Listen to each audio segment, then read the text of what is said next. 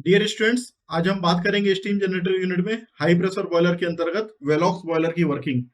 तो सबसे पहले इसका फीचर समझ लेते हैं कि वेलॉक्स बॉयलर क्या होता है। ये हाई प्रेशर बॉयलर है, पढ़ ही रहे हैं। फोर सर्कुलेशन बॉयलर है, जहां पे कि हमें एक्सटर्नल डिवाइस की जरूरत पड़ती है वाटर को सर्कुलेट करने के लिए।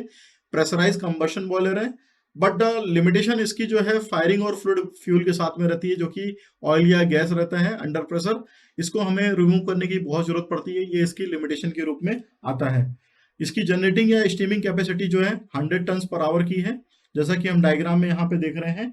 कुछ यहाँ पे फीड वाटर टैंक दिखाई दे रहा है हमको। स्टीम सेपरेटर है जो कि स्टीम को सेपरेट करने का काम करता है। फीड पंप है। कुछ गैसेस जो फॉर्म्ड हो रही थी उसको एटमॉस्फेयर के लिए एग्जॉस्ट दिखाया गया है कि यहाँ से गैसेस बाहर जा रही हैं। कुछ नीचे एक सर्कल टाइप का जो दिख रहा है आपको, गैस ट्यूब और वाटर ट्यूब है, जिसमें कि सेपरेट तरीके से हम अलग रखते हैं कि गैसेस कहाँ पे फ्लो हो रही हैं और वाटर कहाँ पे फ्लो हो रहा है। वाटर सर्कुलेटिंग पंप का इस्तेमाल नॉर्मली पानी की सप्लाई मेंटेन करने के लिए किया जाता है। इकोनोमाइजर का इस्तेमाल जितनी भी एग्जॉस्ट गैसेस जा रही थी उनकी हीट का इस्तेमाल करने का रहता है। स्टीम सेपरेटर ऊपर साइड पे बनाया गया है। कंबशन चैम्बर जो है इनसाइड ऑफ बॉयलर यहाँ पे बनाया गया है, जहाँ पे कि इंटरनली फायर्ड होता है। इसके अलावा जो यहाँ पे एक दिखाया गया है कि एयर और गैस टरबाइन का इस्तेमाल कर रहे हैं ताकि हम यूज कर सके प्रॉपर अमाउंट में स्टीम जितनी भी जनरेट हो रही है उसको प्राइम मूवर में। तो मेन एम जो रहता है प्राइम मूवर को कितनी स्टीम की रिक्वायरमेंट है उसके हिसाब से यहाँ पे इस कंबशन चैम्बर को डिजाइन किया जाता है। तो गैस टरबाइन का जो मेनली काम होता है वो जितनी भी गैस निकल के आ रही है उसको एक्सपांड करना है, तो 500 डिग्री सेंटीग्रेड पे गैस को एक्सपांड किया जाता है। जबकि जो एयर है, एयर कंप्रेस होके कंप्रेसर में से 100 डिग्री सेंटीग्रेड से बाहर निकल के आती है। कंप्रेस एयर का इस्तेमाल नॉर्मली हम सुपर हेडर में करते हैं। तो ये इस तरीके से फंक्शनिंग इसकी होती है। तो सुपरसोनिक गैस वेलोसिटी को हम पास करते हैं हीट ट्रांसफर रेट बढ़ाने के लिए, ताकि हम सबसोनिक जो गैस वेलोसिटी है उसको हम रिमूव कर सकें या उसको एलिमिनेट कर सकें। जो इसका मेन एडवांटेज है थ्योरी का वेलॉक्स बॉयलर की, कि large heat transfer surface area हम स्मॉलर एरिया में अचीव कर सकते हैं। साथ ही साथ में इसकी जो वर्किंग है, इसको एयर को कंप्रेस 2.5 बार पे करते हैं कंप्रेसर के माध्यम से, जो कि टरबाइन से चलता है। और कंबशन चैम्बर में सप्लाई होने से पहले एयर को पहले कंप्रेस किया जाता है। उसके बाद कंप्रेसर चैम्बर में सुपरसोनिक वेलोसिटी की जो गैस है उसको पास किया जाता है, जहाँ पे कि हीट ट्रांसफर जो है कंबशन चैम्बर में हेल्पफुल होता है उसको बढ़ाने के लिए। और यहाँ पे गैस और स्टीम के लिए या वाटर के लिए अलग सर्किट बनाए जाते हैं, ताकि हम प्रॉपर अमाउंट में देख सके कि गैस कहाँ पे फ्लो हो रही है।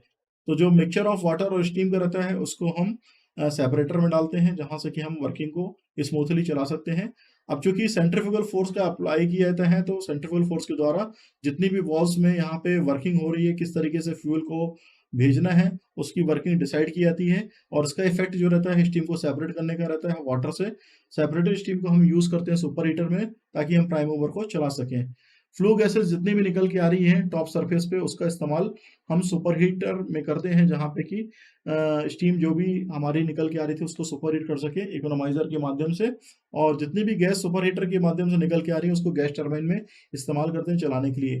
तो ये इसका एडिशनल बेनिफिट है वेलॉक्स बॉयलर का, कि गैसेस का भी इस्तेमाल हम स्टीम टरबाइन या गैस टरबाइन को चलाने के लिए कर रहे हैं। तो यहाँ पे ये जो गैसेस फॉर्म हो रही हैं, जो कि अनटिल अनलेस हमारी एग्जॉस्ट होके एटमॉस्फेयर में चली जाती है, तो वेलॉक्स बॉयलर का जो मेन काम होता है उन गैसेस का यूज टरबाइन में करके प्राइम मूवर को चलाने का रहता है।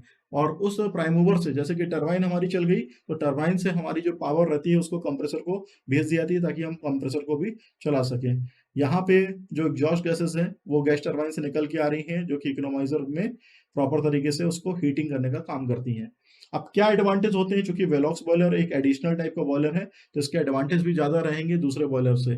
लॉमॉन्ट, बेंसन या लोफलर टाइप के बॉयलर से इसकी जो थर्मल कैपेसिटी है, यानी कि थर्मल इफिशियंसी जो है वो 90 से 95% तक होती है। इसका कंबशन रेट बहुत ज़्यादा रहता है लॉमॉन्ट बॉयलर और बेंसन बॉयलर के कंपैरिजन में।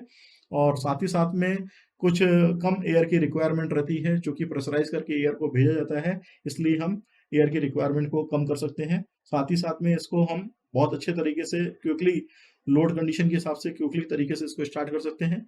कॉम्पैक्ट यूनिट रहती है और फ्लेक्सिबिलिटी इसकी बहुत अच्छी रहती है।